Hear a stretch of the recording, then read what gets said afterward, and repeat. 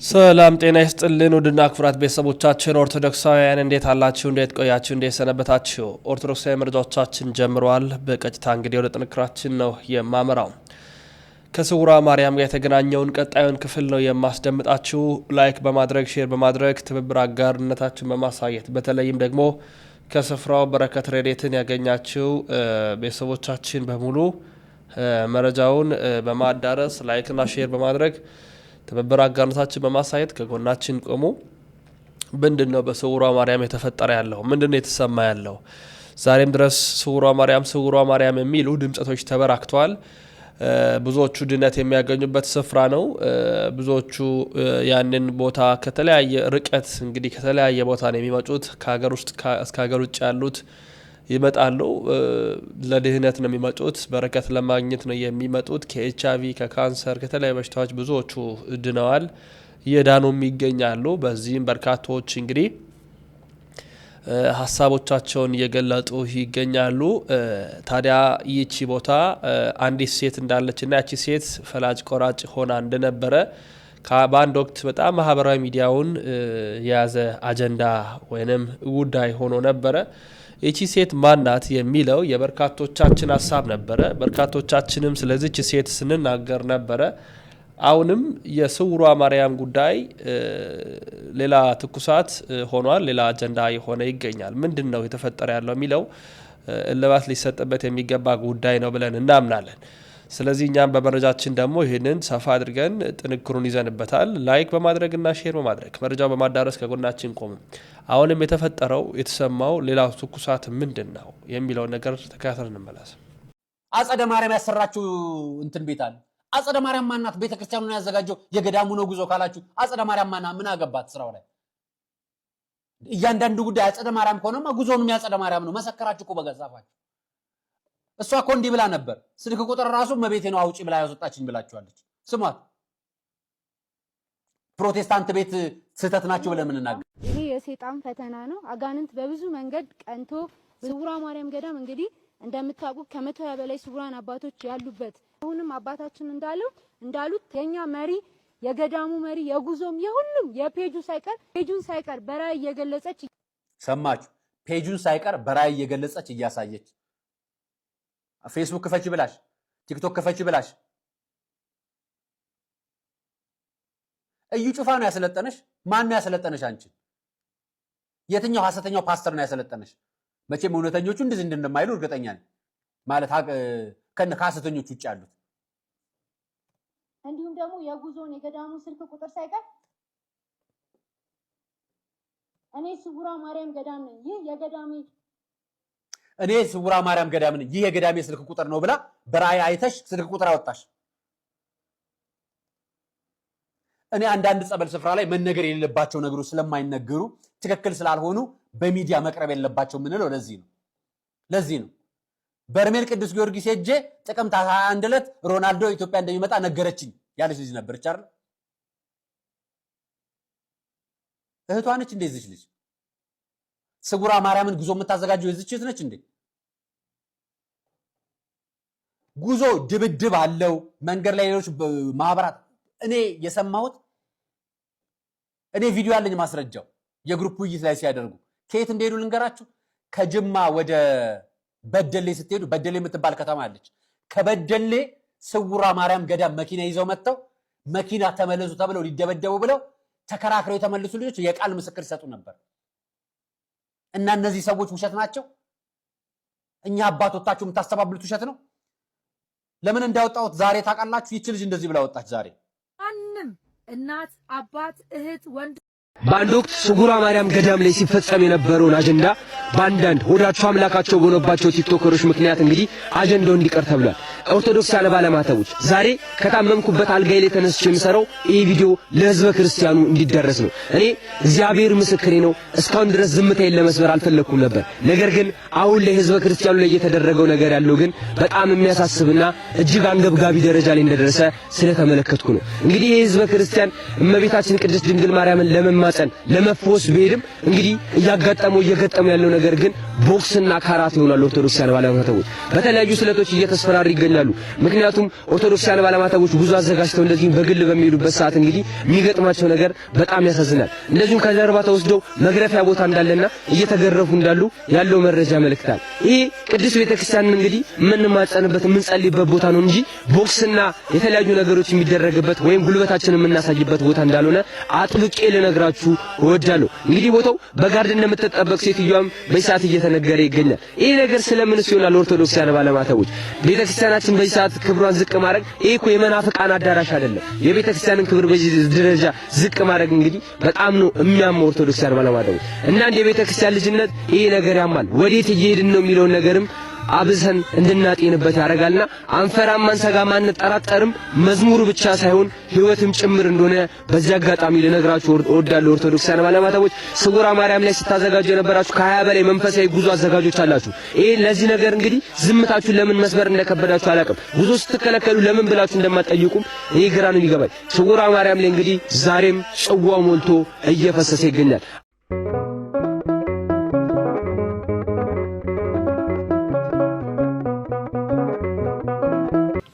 ከቦረና አካባቢ ነው የመጣሁት ታምሯን አይቼ ነው በቋንቋ አይንሽ ድንግል እህታችን ስታስተላልፍ እና እሷን ስማጸን ነበረ እሷ አደረሰችልኝ ወደ ቤት ተመልሼ በህልም አየዋት በህልሜ ኪዳነ ምሕረት ራሷ እንዲመታ ምንም እንዳትሆኝ ነው የመጣሁት ምንም አትሆኝ ብላ ከካንሰር በሽታ አዳነችኝ በቤቴ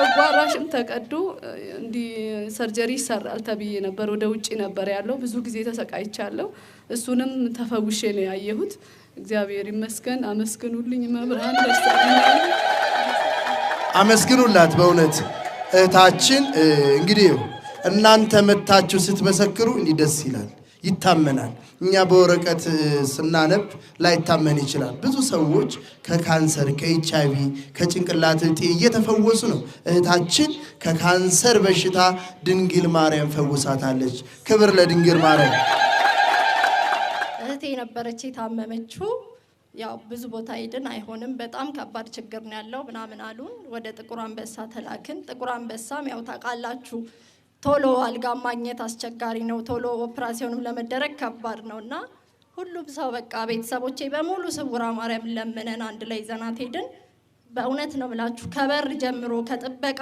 ጀምሮ በቃ ሁሉም እሷ ያዘጋጀችው ነው የሚመስለው በቃ ሁሉም ነገር ተስተካክሎ ጠበቀን በኋላም ዶክተሮቹ ሲያዩት የተጻፈው ነገር በጣም ከባድ ስለሆነ ፈሩና ሪስኩን አንወስድም እሷ ሪስኩን መብራን ተወስዳለች አልናቸው ገባች ተደረገች ስለ አድኗን ይዛ ልትገባ ስትል ወደ ኦፕራሲዮን ክፍል ነርሶቹ አይ ምንም ነገር አይቻልም ወደዚህ ይዞ መግባት ሲባል ዶክተሩ ወረቀቱን አይቶት ስለነበረ መግባት አለባት አለ እሱም ደግሞ እጁ ላይ ተነቅሷት ነበርና አለች መግባት አለባት አለ ገባች እዚህ ደረት ኪሱ ላይ አድርጓት ነው የሰራውና በዛ ሰዓት ስትደረግ የተባለው ነገር እንደተፈራው አልነበረም ሁሉም ነገር ቀለል ያለ ነበርና በሰላም ወጣለች አሁንም ደህና ናት እግዚአብሔር ይመስገን አመስግኑ አመስግኑ አመስግኑ ክብር ለድንግል ማርያም የሌላ ሰው ምስክርነት ነው ደግሞ 13 አመት በፌስቡክ አይታኔ ምስክርነት ቶሎ ሰጣለውኝና በፌስቡክ አይታ ጸበሏን ላኪልኝ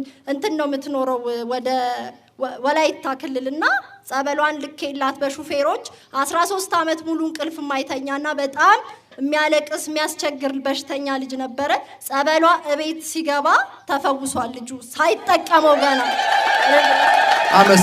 አመስግኑ ስውሯ ማርያምም ስሟንም ሰምቼ አላቅም የልጆች ጓደኞች ነበረችና ልጇ ይሄው እዚህ ጋር በጣም ከተወለደ ጀምሮ ጆሮ እንትን ይፈስ ነበር እዛ የምትሰራበት ትምህርት ቤት አለች እሷም የስውሯ ማርያም ቅቤ ልስጥሽ ብላ ለሷ ትሰጣለች እኔ ደግሞ በጣም የኩላሊት በሽተኛ ነኝ መቀመጥም መቆምም አልችልም እስኪ ለኔም ተፈውሴ ባላቃት ሲጭኝ አልኳትና ትንሽ ነው የሰጠችኝ ዝም ብዬ ይሄን ጎኔን ቀባው በማግስቱም ትንሽ ሰጠችኝ ከዛ የት እንደሄደ ምን አላቅም ቆሜ ሄዳለሁ እንደ ልቤ እቀመጣለሁ በላለሁ ጠጣለሁ እሷም ልጇ ዳነላትና አመስግኑልኝ እግዚአብሔር ይመስገን ክብር ይግባት እናታችንን ከኩላሊት በሽታ ፈውሳታለች ስውሯ ማርያም ድንግል ማርያም እናንተንም ትዳብሳችሁ እኔ በጓደኛዬ ምክንያት ነው የመጣሁትኝ። ጓደኛዬ በጣም አሞኝ 6 ወር እግሬ ፊቴ ምናምን ሁሉም አብጦ የግል የመንግስት ሆስፒታል እየተመላለስኩ ነበረ። ጓደኛዬ ስውሯ ገዳም ማርያም ሂጂ አላቃትም ስላት ስልካቸውን ላከችልኝ። ይሄ 82 2680 ደወልኩና ሚያዝያ 6 መጣሁኝ። የቅቤ እምነቷን ጸበልና ቅባ ቅዱስ ይዤ ሄድኩኝ። ጭንቅላቴንም በጣም ያመኝ ነበር። ኤምአርአይ ሁሉ ተነስቼ ምንም አልተገኘልኝም። ከዛ እሱን ስቀባ ወዲያውኑ በ3 ቀኑ እብጠቱ ሁሉ ጠፍቶ በጣም ለውጥ አገኘው፣ ድኛለሁ። እግዚአብሔር ይመስገን። አመስግኑላት። እንደምን ዋላችሁ? እኔ ግንቦት 18 ነው እዚህ ቦታ የመጣሁትኝ። ለ1 አመት በማይግሪን በሽታ አሰቃይ ነበረ። በጣም ከፍተኛ ማይግሪን፣ መድኃኒት የለውም። ጨለማ ቦታ ቁጭ ማለት ምናምን ነው መድኃኒቱና እንደገና የመጀመሪያ ልጅን ስወልድ የምጥ ማቅለያ ወስጄ ወገቤ ያብጥ ነበረ እና ግንቦት 18 ስመጣ በአንድ ቀን ነው እዚሁ ግቢ ውስጥ ነው ድነት ያገኘሁት። ጸበሉን ተረጫው። ልክ ገላችንን ታጥበን እንደሚቀለን የለም ቀለለኝ። በቃ ቤቴ እስከምገባ ድረስ ሰላም ነው የሆንኩት። የ5 አመት ልጄ ደግሞ ጆሮ ይመግል ነበርና እንትኑ ቅባ ቅዱስን ጆሮ ላይ አረኩለት በጥጥ። ሐኪም እንዳታረጊ ብሎኝ ነበር ግን አረኩለት። እስካሁን ድረስ ከግንቦት 18 እስካሁን እኔ ጃንጥላ ይዤ ነው የምንቀሳቀሰው። ግን እስካሁን በፀሐይ ሄዳለሁ፣ ቆሜ ሄዳለሁ እንደፈለኩ። ልጄም እስካሁን መግሩ አልተመለሰለትም እና ክብር ለእመቤቴ ይሁን። ከፍ አድርጋችሁ አመስግኑ። ያንሳል። ከጅማ ነው እና ስውሯ ማርያምን የማውቃት በፌስቡክ ነው እና ለብዙ ጊዜ አያት ነበር። ምስክርነቱንም አይ ነበር። እንደ ድንገት ላክስቴ ልጅ ላኩላት ታውቂያታለሽ ወይ ብዬ። ከዛ እሷ አየችና አላቃትም አለችና በንጋታው ተነስታ ወደዚህ መጣች፣ ከጅማ ማለት ነው። ከዛ ብዙ ነገር ነው የተደረገላት። እምነትና የጸበል ይዛ መጣች እና 1 አመት ተኩል ልጅ ነበረኝ። ታመመብኝ፣ ሆስፒታል ይዤ እዚህ ጋር ሽፍን ያለበት ወዲያ ነው ያዩትና ምን እንደተፈጠረ አላቅም። አይ በቃ መተኛት አለበት አሉ። መድኃኒት ታዘዘለት። ግንቦት 21 ነው ይሄ። ከዛ በንጋታው ልጄ እያበጠ መጣ እና ልጄን እስከማላቀው ድረስ መልኩ ሁሉ ቀየረ። በ3ኛው ቀን አይ በቃ ከባድ ነው አይሲ መግባት አለበት አሉ። መድኃኒት በሰጡበት ቁጥር እያበጠ ሄደ። ቀላል ይመስላል ግን ያው አቀላልኛለች እመቤቴ። ከዛ ሪፈራል ተባለ። እምነቷን አምጥታ አክስቴ ልጅ በቃ አፍ ውስጥ አድርጊለት እና ኮማ ውስጥ ገብቶ ነበር። አፉን እንዲፈልቅቄ አፍ ውስጥ አደረኩለት። ወዲያውኑ ያዩት ነው የተመለሰው ያበጣው ልጅነት እና አንቺ እንዲካረክሽልኝ ደጅሽ ላይ መጥቼ መሰክራለሁ ብያለሁ። አመስግኑልኝ። አመስግኑ። እንደምን አላችሁ? እኔ ስውሯ ማርያምን አላቃትም ነበር። ያመጣችኝ እህቴ ናት። ኪንታሮት ያመኝ ነበር። ቅቤ እምነቷን ወስጄ እግዚአብሔር ይመስገን ድኛለሁ። ክብር ለድንግል ማርያም ይሁን። የዛሬ 2 ወር አካባቢ ፌስቡክ ላይ ጸበል ያላችሁ ብዬ ስለ ማርያም ብዬ ለምኜ ነበርና አንድ እህቴ ጸበሏንም ቅቤ እምነቷንም ሰጠችኝ። ልክ የዛሬ 2 ወር ሚያዝያ 9 ከዛን ልክ ቅቤ እምነቷንና ጸበሏን እንደተቀበልኩ ነው ታምሮ የጀመረልኝ ማለት ነው።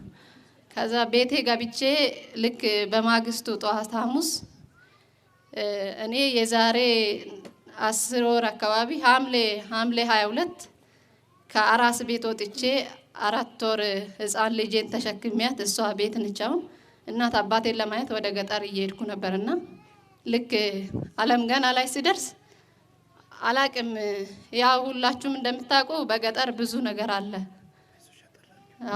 ነገር አለና እሱን ለማስተካከል ብዬ ወደ እናት አባቴ እየሄድኩ ነበረ። ሲኖ ይሄን መታኝና ወደኩኝ ልጄን ይዤ ስወድቅ ከዛ እዚህ ጋይን አጥንቴ መታኝ አስፋልት ላይ ልጄን እንደተሸከምኩ ወደኩኝ። ከዛ እጄም እዚህ ጋር በቃ የተሰበረ ነበር የመሰለኝ። እመቤቴ አትርፋኛለች። አመስግኑላት። በቃ አመስግኑላት። እልልላችሁ አመስግኑላት። እመቤታችን እንኳን እንዳበሰችሽ። እኔ እዚህ ቦታ ላይ የጋበዘችኝ አንድ ጓደኛዬ ናት። ሰኔ 2 ላይ ጸበል እየተጸበልኩኝ ነበር። እዛ ሰፈሬ አቦዬ ገብረ መንፈስ ቅዱስ አሉ። ከዛ ጸበል ቦታ ላይ ሆኜ ጸበሉን እየተጸበልኩ ስልኬን እዛው አስቀምጫለሁ። ባስቀመጥኩበት ቦታ ላይ ስልኬን ትቼ ወጣሁ። ይሄው ከፊትና ከኋላዋ የስውሯ ማርያም ስዕል አድኖ ነው ያለው። ከዛ በኋላ ትምህርት ሲያስተምሩ ለቄሶች ነገርኩኝና ወደ ቤት ተመልሼ መጣሁ። ቄሶች እዛ ስብሰባ ላይ ባሉ ሰዓት በቃ በሷ ስም የተደረገ ነውና መልሰው ወስደው ቤተክርስቲያን አስረከቡ። እግዚአብሔር ይስጥልኝ። አባታችንም አምጥተው እስከ ቤት ነው የሰጡኝ። እግዚአብሔር ይስጥልኝ። አመስግኑላቸው፣ አመስግኑላቸው፣ አመስግኑላቸው። እኔ አንድ የሚያስጨንቀኝ ጉዳይ ነበረ። የዛሬ ሳምንት መጥቼ ለእመቤቴ ነገርኳት። ከዚህ ገዳም ቤት እንደገባሁኝ ስልክ ተደውሎ ያስጨነቀኝ ነገር ሁሉ እንደተፈታ ተነገረኝ በስልክ። እመቤቴን አመስግኑልኝ። አመስግኑላት። እኔ በስደት ሀገር ነበሩኝና ትንሽ ታምሜ ነበር። መብራን ለሀገሬ ብታብቂኝ ለምስክርነት እበቃለሁ ብዬ በገባሁት ቃል መሰረት እዚህ በቅቻለሁ። እግዚአብሔር ይመስገን። አመስግኑላቸው፣ አመስግኑላቸው። ክብር ለድንግል ማርያም።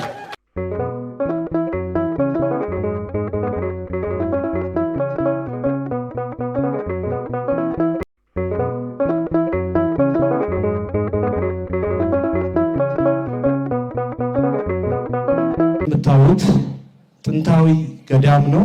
እግዚአብሔር እንግዲህ እሱ ራሱ ጌታ ኢየሱስ ክርስቶስ የማርያም ልጅ ኢየሱስ ክርስቶስ ቅድመ ዓለም የነበረ አሁንም ያለ ወደፊትም ዓለማትን አሳልፎ የሚኖር ጌታ እግዚአብሔር ይህንን ቦታ በቀራንዮ በተቀበለው 6666 ጅራፍ በቅዱስ ዑራኤል አማካኝነት በደሙ ጸብታ ያረፈበት ቦታ ይቺ አንዷ ቦታዋ ይቺ እግዚአብሔር የደሙ ጠብታ ቦታ ነኝ።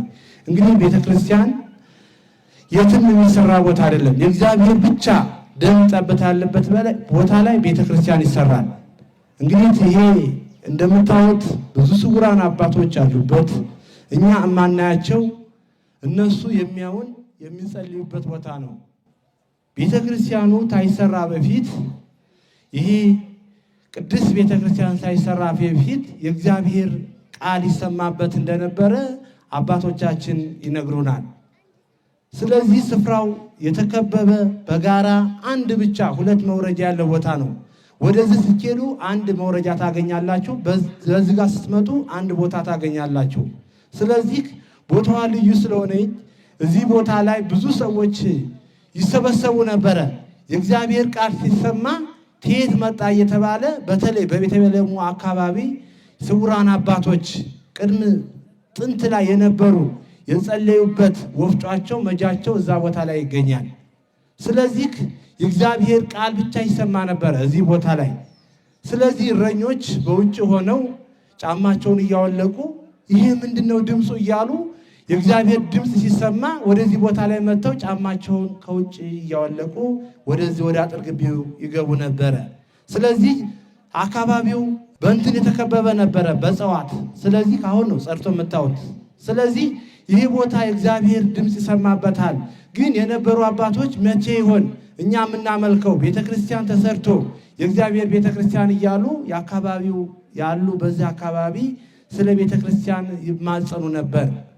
ስለዚህ ይሄ ያለ በተለይ እኔ አጠር አድርጌ ነው የምናገረው። ሁልጊዜ እንናገራለን። መጽሐፉን እያሳተምን ነው ተጽፎ ከመስከረም ጀምሮ ሙሉ ለማንም ለእመቤታችን ታሪክ እንዴት በተመሰረተ መቼ እንደሆነ ይሄ ታሪክ በመጽሐፍ ተጽፎ ሁሉም ሰው እንዲደርሰው እናደርጋለን። ስለዚህ ይሄ ያለ በመልካምነት አገልግሎት ጻድቅ እሰ ከመ በቀልት ይፈሪ እንዳለ ቅዱስ ዳዊት ጻድቅ በዚህ ቦታ ላይ አንድ ታላቅ እናት እንደነበሩ እግዚአብሔርን የሚያከብሩና በተለይ እመቤታችንን በዓል በየወሩ የሚሰልሱ የሚያስቀድሱ ከገዳማት ከአድባራት የሚዞሩ እግዚአብሔርን ብቻ የሚያመልኩ እመቤታችን እንደ እናታቸው አድርገው የሚያከብሯት የሚያንከባክቧት ዝክሯን ልመናቸው የምትሰማላቸው ድንግል ማርያምን ይወዷት ነበረ። ዓመተ ገብርኤል የሚባሉ እዚህ አካባቢ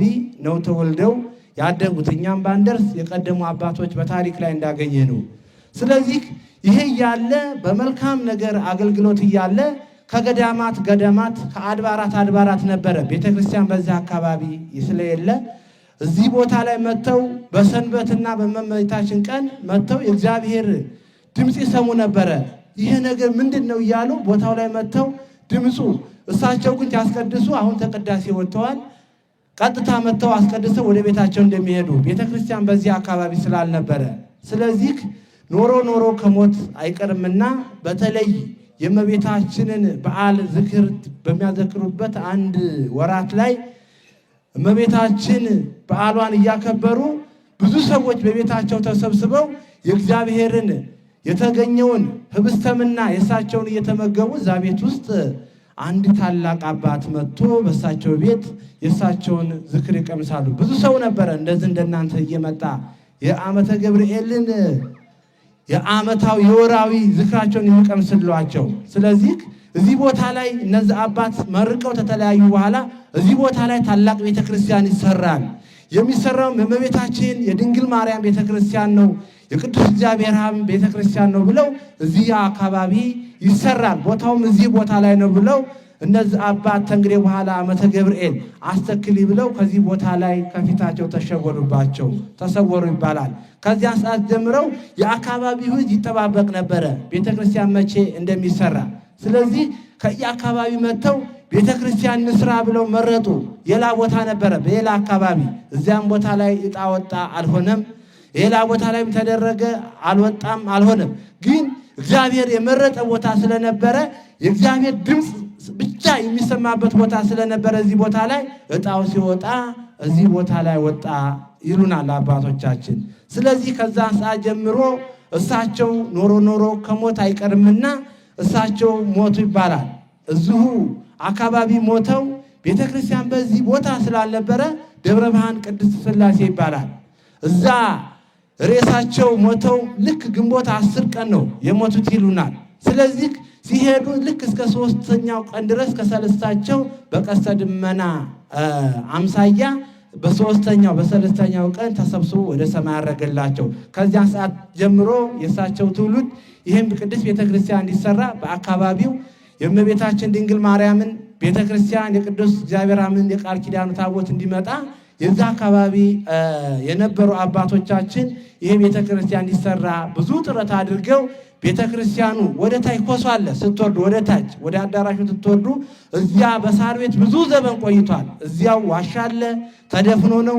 እዚያ በሳር ቤት ብዙ ዘመን ቆየ። ስለዚህ እግዚአብሔር ሲፈቅድ የእመቤታችን የቃል ኪዳኑ ታቦት የቅዱስ እግዚአብሔር አብ ሁለቱም በአንድ ቀን ገባ። እልል ብላችሁ አመስግኑ። ስለዚህ ይሄ ያለ አገሩ ላይ ብዙ ከዛ በፊት በአድባር ይመለክ ነበረ። አድባር እየተባለ ጋራ ላይ ይወጣ ነበረ። የዚህ አካባቢ ሰው እኛ የእመቤታችን ጽላት የቃል ኪዳኑ ታቦት ከመጣልን ከእንግዲህ በኋላ አድባር የሚባል አናመልክም ብለው ብዙ ሰዎች ከሚያርሱት ላይ አዝሪታቸው እንዲባረክ ላሞቻቸው ከብቶቻቸው እንዲባረኩ ጸበሏን የእመቤታችንን የቅዱስ እግዚአብሔር አብን ጸበል እየወሰዱ ይረጩ ነበረ። ስለዚህ በተለይ አንድ ወራት ላይ እዚህ አካባቢ እንደምታዩት ገጠር ነው። የገጠር አርሶ አደር ነው። አሰው ቆፍረው ነው የሚያሩት። ስለዚህ ፋብሪካ የለም እንደ ድሮ እንደ ዛሬ ዘመን መኪና ስለሌለ ከብት በርቀት ቦታ ነበረ። በከብት እርባታ ነው የሚተዳደሩት። ስለዚህ በተለይ የከብት በሽታ ተነሳ።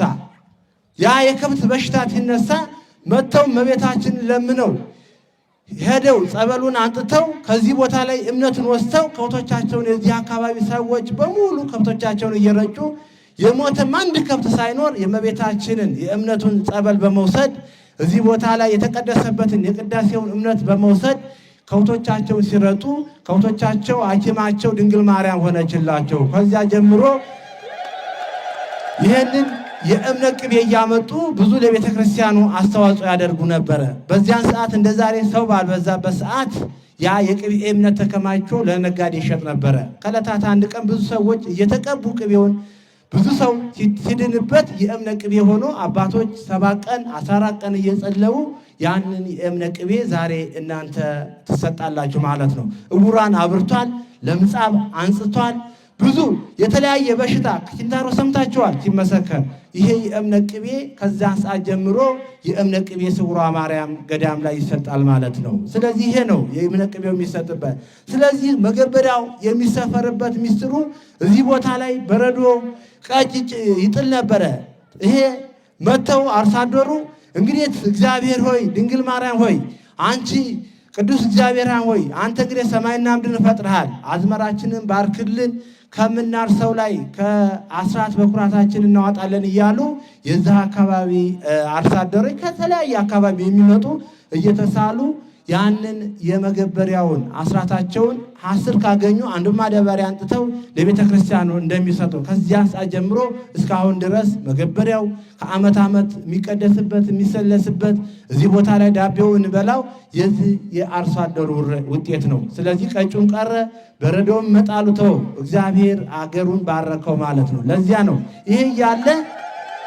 ስለዚህ እዚህ ቦታ ላይ በመልካም ነገር የተገለገለት እንደምታዩት እግዚአብሔር በፈቀደ ጊዜ ቦታው ሲመረጥ ይሄ እንደምታዩት በጭቃ የተገነባ ቤተክርስቲያን እዚህ ቦታ ላይ እንዲወጣ ተደረገ ይባላሉ። እኛም ባንደርስ ከዚያ ሰዓት ጀምሮ በመልካም ነገር እየተገለገለ የማይወልዱ ሰዎች እየወለዱ ብዙ ሰዎች እየዳኑበት እያለ እዚህ ቦታ ላይ ብርሃን ወርዶለታል። እነሆ በ2010 መጋቢት ወር ላይ እዚህ ቦታ ላይ ታላቅ ብርሃን ወርዶለታል። እስከ 7 ቀን ማታ ማታ ሲታይ ብርሃኑ ይህ እንግዲህ ዕቃ ቤቱና የእግዚአብሔር ቤተ መቅደሱ ቅርብ ስለነበረ ዕቃ ቤቱና ቤተ ክርስቲያኑ ቅርብ ነበረ። በቤተ ክርስቲያኑ ውስጥ የቃል ኪዳኑ ታቦት አለ። ዕቃ ቤቱ ደግሞ ብዙ መጻሕፍቶች፣ መስቀሎች የድሮ የነበረ የብራና መጽሐፍ ነበረበት ዕቃ ቤቱ ውስጥ። ከስር ጄኔሬተር እየተጠቀምን እኛም አገልግሎት የምንሰጠው በጄኔሬተር ነበረ። መብራት ስላልነበረ በውስጡ ብዙ ነዋይ ቅድሳት ይዟል። አቃራቢያ ላይ በዛ እንደምታዩት እዚች ወይም 3 ሜትር 4 ሜትር ቅርብ ስለነበረ ዕቃ ቤቱ እዚያ ቦታ ላይ ብዙ መጽሐፍቶች ዕቃ ቤቱ ውስጥ ከአንድ ቤት ጽሕፈት ቤት ነው። ውስጡ የቃል ብዙ መጽሐፍቶች ነበሩ። ከቤተ ክርስቲያኑ ጋር ቅርበት ስለነበረው ጄኔሬተር ከስረኛው ግራውንድ ስር ስለነበረ የጭቃ ቤት ነው፣ በእንጨት የሚሰራ ቤት ነው። ስለዚህ ያ ጄኔሬተር ፈንድቶ ዕቃ ቤቱ ሙሉ ሙሉ ተቃጠል። የሚገርመው ነገር የእመቤታችን ሁልጊዜ በየሳምንቱ እየወጣች የምትባርከን የድንግል ማርያም ስዕል አድኖ ጠዋት ስናይ ብዙ ሰዎች 10 ሰዓት ላይ ነው 2 ካህናቶች አንዱ የጄኔሬተሩን የሚሆነው ቤንዚን አንዱን ጧፍ ይዘው እዛ ዕቃ ቤት ስር ገብተው ያንን እየቀዱት አለ። ያ ታውቃላችሁ ኮንታት አድርጎ ሙሉ ለሙሉ ዕቃ ቤቱን ሲቃጠል ያም አንድ ካህን በዛው ውስጥ እንግዲህ የእመቤታችን የሁሉ ንብረት ሲቃጠል አላይም ብለው እዚያ ውስጥ በሳት ተቃጥለዋል ማለት ነው። በሰማዕትነት አርፈዋል ማለት ነው። እንግዲህ በጣም ቢያሳዝንም እግዚአብሔር የመረጠውን ነው። እንግዲህ የመረጠውን ማዳን ይችላል፣ መግደል ይችላል። እግዚአብሔር መርጧቸው እንግዲህ ይሄ ሁሉ ሲቃጠል በብዙ ሚሊዮን ብር የሚገመት ነው ንብረቱ የተቃጠለው። ስለዚህ ከዓይነ አላይም ብለው በዚያ ውስጥ አልባሳታቸው እንደለበሱ ሊቀድሱ የተዘጋጁ ካህን በውስጡ በሰማዕትነት አርፈዋል። ይሄ እያለ አንዱ ካህን ከውስጡ ሲድኑ የተቀረው ሙሉ ለሙሉ ዕቃ ቤቱ ሲቃጠል የሚገርመው የእመቤታችን ለብዙ ዘመናት የቆየ ተአምረ ማርያምና አንድ የእብነ በረድ መስቀል እንደምታዩት እዛ ጋ አለ። የእመቤታችን የድንግል ማርያም ተአምረ ማርያም ስዕል አድኗ ለብዙ ጊዜ ቅዱስ ሉቃስ የሳላት ድንግል ማርያምን ስዕል አድኗ እነዚህ 2-3 ነገሮች ድነውልናል። እልል ብላችሁ አመስግኑ። ስለዚህ ይሄ እያለ እንግዲህ ጠዋት እየፈለፈል ስናይ ነው እንግዲህ ብዙ ሰዓት ላይ ይሆናል። ቅዳሴውም ተቃደሰ አልታጎለም። ወሰአና በዓል ነበረ 2010 ላይ መጋቢት ወር ላይ እየፈለፈል ስናይ ብዙ አለቀስን። ምንም ማድረግ አልቻልንም። ብዙ የምንቀድስበት መጽሐፍት መስቀል አተን ብዙ ስንንገላታ እንግዲህ የእግዚአብሔር ቤተሰቦች እየመጡ ብዙ አልባሳት አልብሰው ለካህናቱ ለመቀደሻ ለመሰለሻ መስቀሉን በመስቀል ተተክቷል። በሰው ግን መተካት አልቻልም። ስለዚህ ይሄ እያለ እዚህ ቦታ ላይ ብዙ የዕቃ ቤቱን እየመጡ ጠለሱን በመንካት አይናቸው የበራ ሙስሊሞች አሉ። ብዙ ምስክርነት እንግዲህ ይሄ ጉዞ ዛሬ አይደለም መምጣት የጀመረው፣ ከዛ በፊት ብዙ የዳኑበት ሰዎች አሉ። እንግዲህ አንደኛው የእመቤታችን የቃል ኪዳኗ ላላስምረው ደጄን አላስረግጠውም ይላል። እንግዲህ እዚህ ቦታ ላይ በተለያየ ለቤተ ክርስቲያኑ አስራት በኩራት የሰጠ ለቤተ ክርስቲያኑ መገልገያ ሁሉ ከ5 ሳንቲም ጠጠር እንኳን አንስቶ ለቤተ ክርስቲያኑ ሊያቀርበ ሁሉ ላላስምርልሽ ደጄን አላስረግጠውም ብሎ ጌታችን ኢየሱስ ክርስቶስ ለእመቤታችን ቃል ኪዳን ሰጥቷታል ማለት ነው። እንግዲህ ይሄ እኛ አሁን የፈለሰብነው አይደለም፣ አባቶቻችን የተረከብነው ቃል ነው ማለት ነው። እንግዲህ እዚህ ቦታ ላይ ብዙ ስውራን አባቶች አሉበት፣ በስውር የሚጠበቅ ስውራን አባቶች አሉበት፣ የሚወደስ የሚሰለስ ከዓመት ዓመት ኪዳን የማይቋረጥበት በዓላት በሆነ ቀን ቅዳሴ የሚሰለስበት የሚቀደስበት ቦታ ነው። ስለዚህ በእመቤታችን ብዙ ሰዎች ድነዋል። እመቤታችን ለምነው ልጅ ያጡ ሰዎች ብዙ የልጅ ስጦታ አግኝተዋል። ዛሬ ለ20 ዓመት ለ30 ዓመት ለ13 ዓመት ለ6 ዓመት ተስፋ የቆረጡ ሰዎች የእመቤታችን ተአምረ ማርያሟን በማዘል የልጅ በረከት አግኝተዋል ማለት ነው። ዛሬ ተስፋ የቆረጥ እንዳንኖር በእውነት ተለመን ድንግል ማርያምን ከለመናት ገድሉን ተሸሻሽተን ንስሐ ገብተን ተለመነ የልጅ በረከት ታገኛላችሁ። ብዙ ሰዎች መስክረዋል። እንዳትጨነቁ፣ ልባችሁን ንጹህ ብቻ አድርጉ። ልባችሁን ንጹህ ታደረጋችሁ እመቤታችን ልጅ ታሳቅፋችኋለች። ስለዚህ እልል ብላችሁ አመስግኑ። ይሄ ብቻ አይደለም፣ ብዙ ሰው በመስቀሉ አይኑ በርቷል። ብዙ ሰው የማይሄድ ሰው እየሄደ ነው። እኔ የሚገርመኝ ነገር ሳምንት ዕለት አንድ እህታችን መታ ነበረ፣ የማርያም ዕለት። ይህም ምስክርነት ሰጥቼ ነበረ። እዚህ ግንባሯ ላይ የሆነ እጢ ነገር ወጥቶባት ነበረ። የእምነቱን ቅቤ ወስታ 3 ቀን ድረስ ተቀባሁት ነው ያለችን። ስለዚህ በ3ኛው ቀን ያ እጢ ፈንድቶ ወጣልኝ። አመስግኑልኝ ብላለች። እልል ብላችሁ አመስግኑ። እግዚአብሔር ቅርብ ነው። እኛ ተለመንነው፣ እኛ ልባችን ንጹህ ታደረግን፣ እግዚአብሔር የማያድነን ነገር የለም። ስለዚህ ንጹህ እንሆን፣ ሕጉንና ክብር። እንግዲህ ቅድስት ቤተክርስቲያን መንጣት ብቻ አይደለም፣ ውስጣችን ንጹህ አድርገን መታዘዝ ነው። መታዘዝ ከመስዋዕት ይበልጣል ይላል እንግዲህ የእግዚአብሔር ቃል። ስለዚህ ንጹህ ሆነን ይሄን አድርጉ ስንባል ማድረግ ነው። እንግዲህ ክርስቶስ ቤት ውስጥ ማጉረምረም ወይም መከፋት የለብንም። ስለዚህ ይህን ንጹህ ትሆንን ውስጣችን ንጹህ ካላደረግን ልጅ የምንለምነው ልጅ ይሰጠናል እግዚአብሔር። የፈለግነው ሀብት ተፈለግን፣ ሀብትም የእግዚአብሔር ነው። ሁሉ ነገር እግዚአብሔር አምላክ ሲባርክልን ነው ማግኘት የምንችለው። ስለዚህ ይሄ ነው እንግዲህ የገዳማችን ታሪክ በአጭር ቀን ተጽፎ መጽሐፍቱ እየእጃቸው ላይ ይደርሳል ማለት ነው። ላላስምረው ደጄን አላስረግጠውም ይላል የእመቤታችን። በተለይ ስውሯ ማርያም ማለት ተሰውሮ የነበረ የተገለጸ ማለት ነው። ስለዚህ በተለይ እመቤታችን ለብዙ ሰዎች በራእይ የታየች ሁሌ እንናገራለን። አንድ ታላቅ አባት በፍልሰታ ወራት ውስጥ እዚህ ቦታ ላይ በራእይ ያዩት አባት አሉ። እውነት በፍልሰታ ውስጥ ይመሰክራሉ እዚህ ቦታ ላይ መጥተው። ስለዚህ ካህናቱ የደብረ ታቦር ዕለት ሲያመሰግኑ ሲያሸበሽቡ እመቤታችንን ቀይ ናት፣ እኔ ማየት ተስኖኛል፣ እንደ ፀሐይ ታበራለች፣ ልክ እያየዋት ተሸወደችብኝ ብለው እነዚህ አባት ይህ ምስክርነት በየዓመቱ ፍልሰታን እዚህ ቦታ ላይ ነው የሚያሳልፉት ማለት ነው። ስለዚህ እህል ሳይበሉ በበሶ ብቻና በሽምብራ 16ን ቀን ጨርሰው ሲፈጽሙ በ13ኛው ቀን የደብረ ታቦር ዕለት እመቤታችን በራእይ ታይታቸው ተሸውዳባቸዋል ማለት ነው። ስለዚህ ይሄ የመሰለ ነው የገዳማችን ታሪክ። ብዙ ምስክርነት አለ። ሌላው እንግዲህ ሕዝበ ክርስቲያን ሆይ እንዳትሸወዱ። ብዙ እንግዲህ እኛ ከገዳሙ ውጪ ቅድም ቀሲስ ሄኖክ ያስተላለፉት መልእክት አለ። እኛ ማንም ክርስቲያን ቤተክርስቲያን አይንጣላለን፣ መተው ይዳኑ። ስለዚህ ሕጉን ማክበር ብቻ ነው። ስለዚህ ቤተክርስቲያኑ የራሱ ሕግና ደንብ አለው።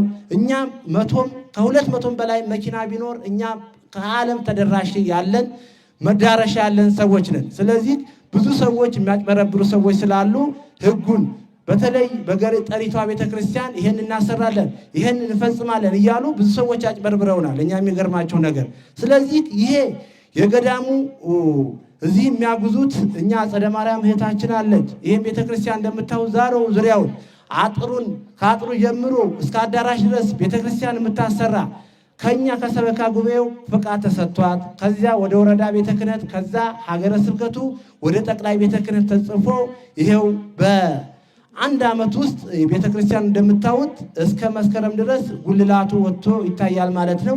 ይሄ ሲደረግ እንግዲህ ብዙ ሰዎች ስውሯ ማርያም ስትታወቅ በዓለም እኛም እዛ እንሄዳለን እያሉ ብዙ ሰዎች የሚያታሉ ሰዎች አሉ። የሚገርማችሁ ነገር እዚህ ቦታ ላይ አንድ ሰው ነበረ፣ ስሙን ልተወው፣ ጸበል ቤት አሰራለሁ እኛ ባልነበርንበት ሰዓት መጥቶ ፎቶግራፍ አንስቶ ፌስቡክ ላይ ለቆ ጸበል ቤት አሰራለሁ ብሎ ያንን ብር እኛ ሰበካ ጉባኤው ሳይደርስ የትም ኪሳራ ሆኖ ነው የቀረው። ያ ሰው የለም አሁን ወደ 200,000 ብር ከዛ ላይ የሚሆን አሰራለሁ ብሎ እኛ ካንፈቅድለት። ስለዚህ እንዳትታለሉ።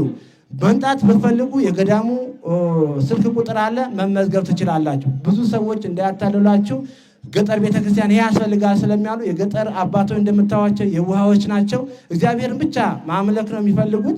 ከዚያም በኋላ መስራት ነው የሚፈልጉት። ስለዚህ ከገዳሙ ጉዞ ውጪ መምጣት ይቻላል አይቻልም የሚለው ነገር ህዝበ ክርስቲያን እኛ አይንጣ የለም። ህጉን አክብሮ መመዝገብ ይችላል። እኛ ቀደም ብየዋለሁ 400-500 መኪና መምጣት ይችላል በገዳማችን ማለት ነው። የራሱ የሆነ ቢሮ አዲስ አበባ አለው። ተመዝግቦ መምጣት ይቻላል። ማህበር ጽዋ ካለ ተመካክረን ስልክ እኛ ጋር ሲደርሰን ያን ጊዜ ሊፈቀድ ይችላል ማለት ነው። ከዚህ አይነት ነገር ተቆጠቡ ህዝበ ክርስቲያን። መጀመሪያ አሁን የራሱ የገዳሙ የሆነ ቁጥር ይለካ ፌስቡክ ላይ ታያላችሁ፣ ኢቲዩ ላይ አለ። ስለዚህ ይሄ ሁሉ ከገዳሙ የተፈቀደ ነው። ከገዳሙ ውጪ እኛ እናጉዛለን እያሉ ብዙ ሰዎች አታላይ ስላሉ ከዛ አይነት እንድትቆጠቡ ነው። ስለዚህ ብዙ ሰዎች እዚህ ቦታ እንሄዳለን እዚህ እናደርሳለን እያሉ እንዳትወነባበሉ። ትክክለኛ የገዳሙ መመዝገቢያ ስልክ አለ፣ በፌስቡክ ማየት ትችላላችሁ። ስውሯ ማርያም ቅድስት ስውሯ ማርያም ፔጅ ላይ ገብታችሁ ያን ጊዜ በዛ መከታተል ትችላላችሁ ማለት ነው። በዚያ ቁጥር መመዝገብ ትችላላችሁ። ለሁሉ ነገር እግዚአብሔር የተመሰገነ ይሁን። ወስብሐት ለእግዚአብሔር።